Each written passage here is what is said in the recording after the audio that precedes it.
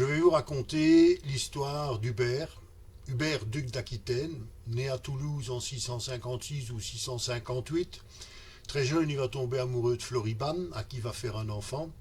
Sauf que le jour de l'accouchement, Floribane et l'enfant vont décéder et ça va plonger Hubert dans un profond chagrin. Alors va intervenir peut-être sa demi-sœur, je ne sais pas, c'est Plectrute.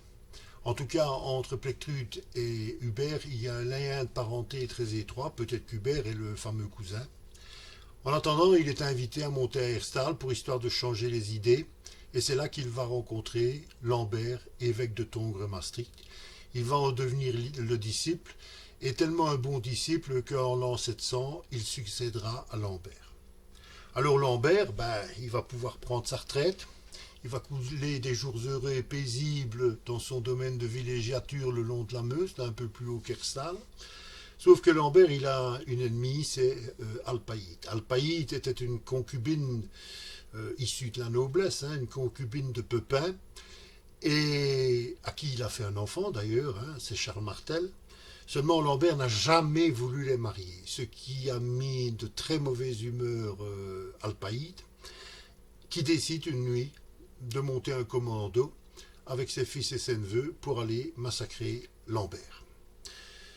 Justement, cette nuit-là, Hubert est à Rome, il apprend la nouvelle et il revient au plus vite. Et lorsqu'il arrive là, sur le lieu du martyre de Lambert, il voit qu'il y a une foule. Et cette foule va persister pendant des jours, des semaines et des mois. C'est un véritable pèlerinage qui s'instaure sur le lieu du décès, sur le lieu du martyre de Lambert.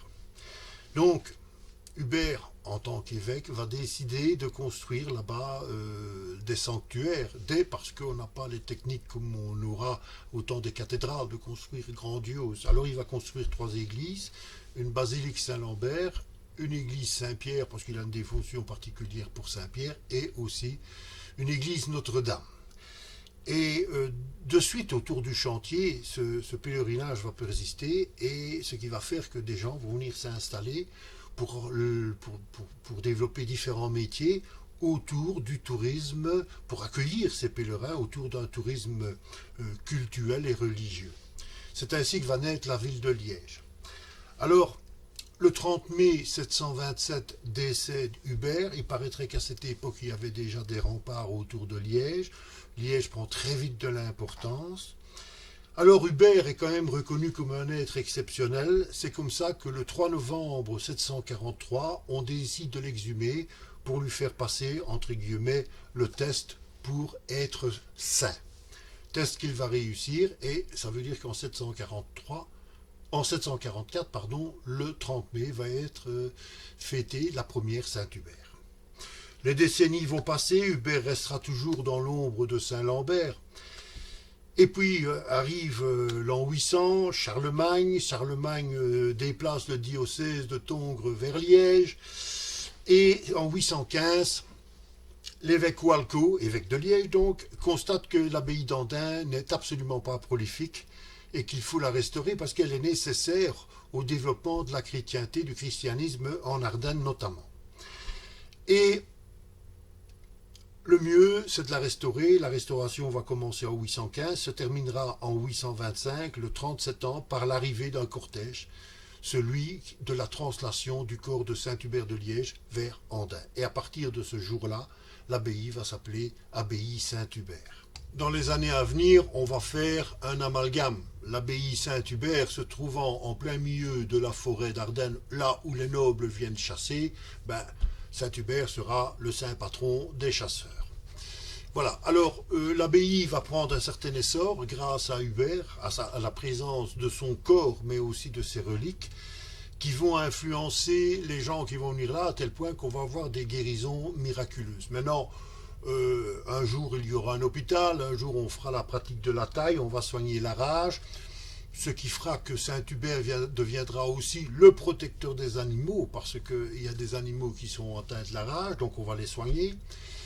Mais ce qui est à retenir surtout, après quelques années d'existence de cette abbaye Saint-Hubert, c'est que les moines vont quand même rouspéter en disant écoutez, le 30 mai à la Saint-Hubert, pour une fête populaire, ça ne marche pas, il n'y a personne qui vient. Forcément, À cette époque-là de l'année, les gens travaillent tous au champ, il y a beaucoup de boulot. Alors il faut trouver une autre date. Donc on va un peu fouiller dans les archives, on va retomber sur un vieil agenda à Liège de l'année 743 et à la page du 3 novembre, on va voir exhumation d'Hubert pour qu'il passe les tests afin d'être élevé au rang de saint. Et on va dire, ben non, d'une pépin, voilà une bonne date.